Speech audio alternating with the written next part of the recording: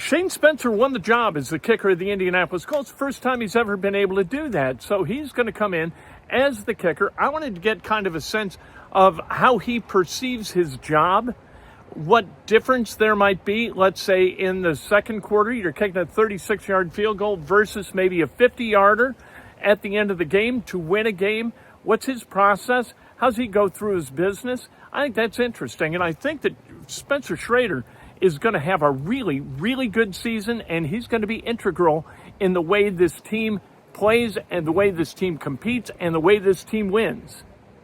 How different is this? The John's years, you're not coming in, with Matt, or you're not coming in behind somebody else. What's the difference? I really try to think about it as the same thing. I think if you think about it as your job, you think of something that there is to protect. Oh, I don't want to lose this. I don't want to perform badly to lose this. And I think the reason I was successful last year is because I just treated each game as one opportunity, because I wasn't guaranteed another one. I was here on practice squad and I was with the Jets and the Chiefs. I think last year having that one game mentality helped me. And so coming into this year, with it being a different situation, with now it being my job, I really try to keep the mindset that gave me success last year and just think of it as I have one opportunity on Sunday to go out there and do my best for the team. And if I do well, then hopefully I get another opportunity the following Sunday. But that really helps me compartmentalize and view each opportunity as an individual opportunity at the end of the day. You talk about that a lot, where compartmentalization and thinking, okay, this is one kick, and if the kick goes through, it's kind of God's plan. If it doesn't, the next one will. That's God's plan. Where did that come from? That usually guys in especially a pressure-filled situation like that, guys aren't usually that in tune with that kind of mindset. Mm-hmm. Where'd that come from? I grew up playing multiple sports, so I was very late to football. I started playing football my senior year of high school. I played a lot of soccer and a lot of tennis, and so I was around a lot of professional athletes. Not around them necessarily, but I viewed professional athletes in that field as mentors in a sense, looked up to those guys. And so I like listening to people like Roger Federer and Novak Djokovic who have an approach to become the best of the best in their sport. And obviously, though they're doing something that's very different from football, I feel like a lot of the things that pro athletes and other sports say still apply to football. And so I think it probably is a little bit of a unique mindset to carry into football. But because kicking is much more of an individualized position, because I'm not competing on the field every single play, and if I have a missed assignment or missed tackle, well, I just got to line back up and go straight back into it. Because kicking, I might only have a few opportunities per game. I try to think of it more as the individualized and compartmentalize it. Whereas if I played a different position in football, I might not think like that as much because it's more of a flow game. You're in there every single play and you don't have time to think of a mistake. You're reacting to the next play.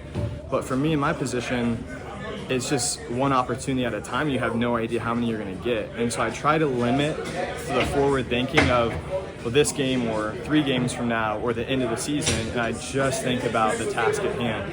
And in the end, too, you have limited mental capacity to what you think about. And so I feel like if you think about doing well later in the season or a playoff run, well, you're using your mental space to think of something that hasn't even come yet. You first got to focus on the task at hand and complete that before you can even make it to the next step.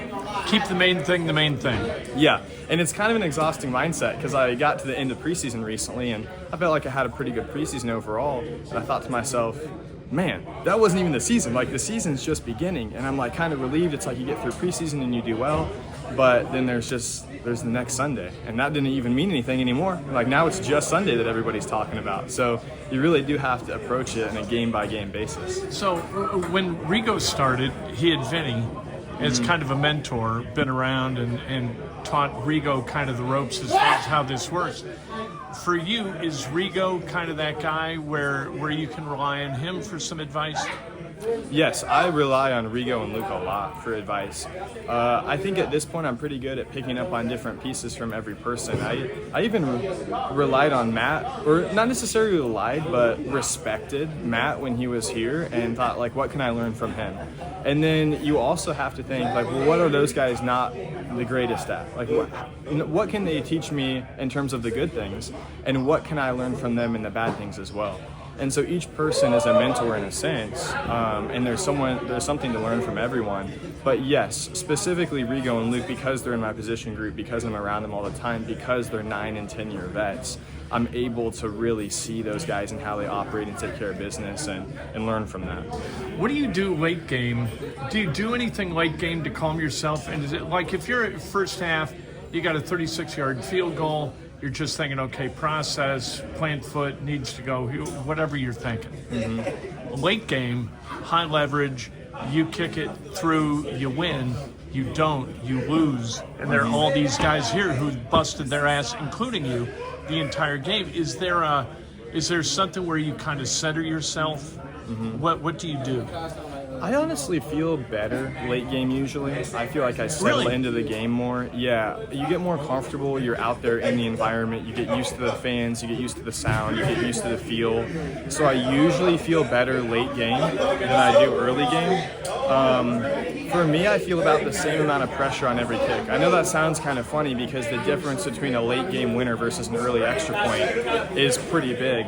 But to me, it kind of feels the same. I always feel nerves when I'm out there, and I always kind of feel that adrenaline, and it feels really similar an early extra point versus a late game kick. So I guess as a benefit in a sense, because I remember last year's game winner with Kansas City, and I didn't feel that much different about that kick than I felt with some of the extra points that didn't mean as much. So this is a blessing in disguise. You know, I don't love feeling nervous. I don't love feeling nervous when I'm out there, but I think they help me perform.